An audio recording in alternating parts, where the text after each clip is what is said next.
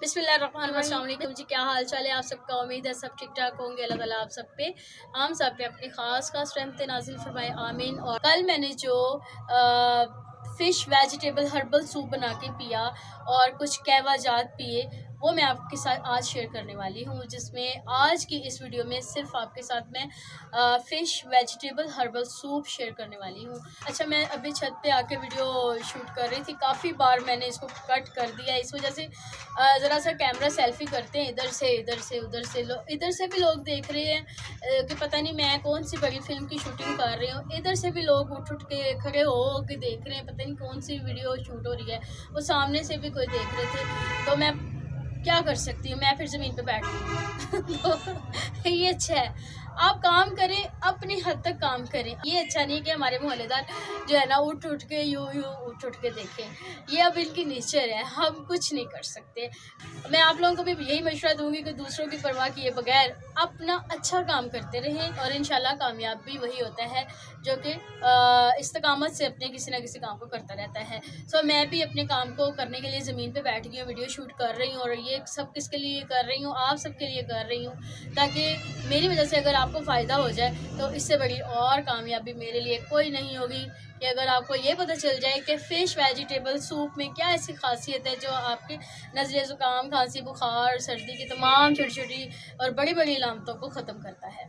तो चलिए चलते हैं, अपनी वीडियो का आगाज़ करते हैं। चलें जी, सर्दी में होने वाले नज़ले ज़ुकाम से बचने के लिए, और ख़ास तौर पे गिड़ किस्म के नज़ले ज़ुकाम से जो कि नाक में जम जाता है, आपको निकालने में बहुत तंगी दिक्कत होती है, उसके लिए इस्तेमाल होने वाले वेजिटेबल फ़िश सूप के लिए हमें जो जो इंग्रेडिएंट्स चाहिए वो किसी तारुफ के मोहताज नहीं है।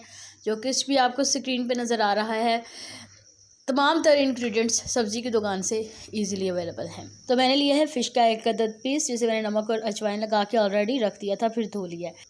1 मुट्ठी फ्रेश मटर, 2 अदद छोटे शलजम, 1 अदद गाजर कटी हुई, 1 अदद शिमला मिर्च। बाकी तमाम इंग्रेडिएंट्स आपने स्क्रीन पर देख लिए हैं। आप तैयारी शुरू करते हैं, साथ साथ इनके नाम मेंशन करते जाते हैं। तमाम सब्जियों को अच्छे से अपने वेजिटेबल साइज़ में कटिंग कर लेना है, और सूप के लिए मुनासिब पानी डाल के सब्जियों को बॉयल होने के लिए रखते हैं। साथ ही 1 अदद इसमें प्याज भी ऐड करते हैं। मटर भी इसमें ऐड हो चुके हैं, और अब जा रहा है फ़िश का पीस। अब जो बाकी मसाला वेजिटेबल्स हैं उन्हें हम अच्छी तरह ग्राइंड करते हैं।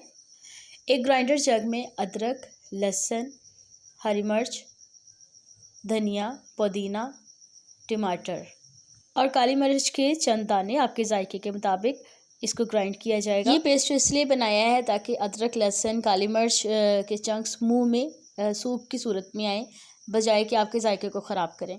अब इसमें जा रहा है नमक और अजवाइन, ताकि इसका जायका बिल्कुल अच्छा हो जाए।